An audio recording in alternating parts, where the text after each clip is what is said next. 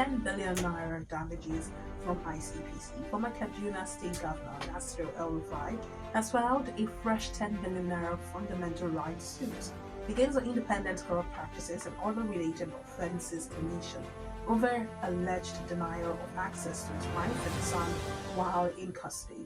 He is seeking unrestricted family and legal access, arguing that the alleged restrictions violated his constitutional rights. And the talking point as he seeks 9 reliefs, including the protection of his Part 5 constitutional rights despite detention, alleges ICPC officers restrained and intimidated his wife and son on July 7, violating family right, and he alleged that denial of family access, food and medication without court order violated the court order violated his right. And several questions to look at here. Should detainees have unrestricted family access?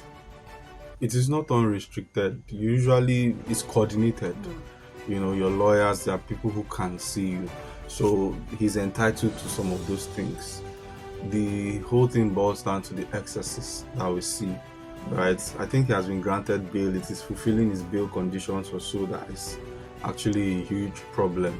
So again, the ICPC should do the right thing. Do you understand? Because if, for instance, he goes and secures a judgment, the money is going to be taken from the Commonwealth of Nigerians, because a couple of officers decided that they are lords and above the rule of law. The idea that security agencies are above the rule of law is a problem.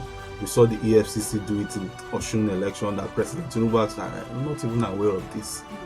Do you understand? Because sometimes we even think it's coming from one high office. Meanwhile, it's a group of young men who feel like we're above the law. And we recently saw the ICPC boss himself. He was extorted in Abuja, and it pained him. So you don't like being, you don't like high-handedness, but you dish it out. Malami is walking through his trials. When he was told, obey the rule, and we know how many court orders that he flouted. He pretended as if they didn't exist. Now there's a current Minister of Justice who is also his son, I believe, and who is also overseeing this case. And you're not asking these people to uphold the rule of law. Tomorrow, if another administration comes in and decides to make you a scapegoat, another problem. El-Rufai, that is now bearing the brunt of this, he used to be Lord and Master of ignoring court orders.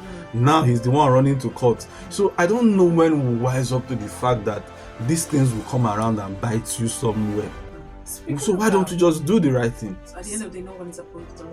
Speaking about, coming back to bite, we know that he was once considered one of the, at the top of the hierarchy. His close relationship with the former President Muhammadu Buhari.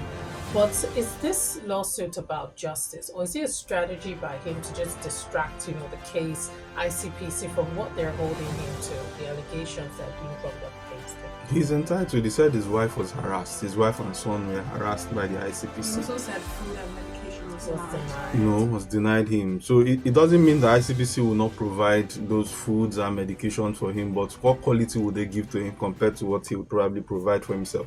Of course, once you're in government custody, you're the ward of the state. But with judicial orders, things can be varied so that you can take certain things, into your own cognizance and all that.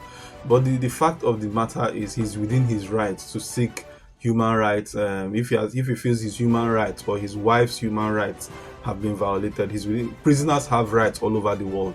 That somebody is in jail doesn't mean that they've lost all their rights. But the most important thing is the ICPC also needs to show that it is respecting his human rights and make sure that he has access to doctors, he has access to his family, because you are entitled to visit. That you're locked up doesn't mean your family can't visit you. So if you're restricting them and then harassing them, over what? And this is also the need for judicial supervision of this, our security, at least every time. Check their logs, check what they are doing before we even have to deal with cases like this. Thank you so much, Joshua Moses, for your analysis.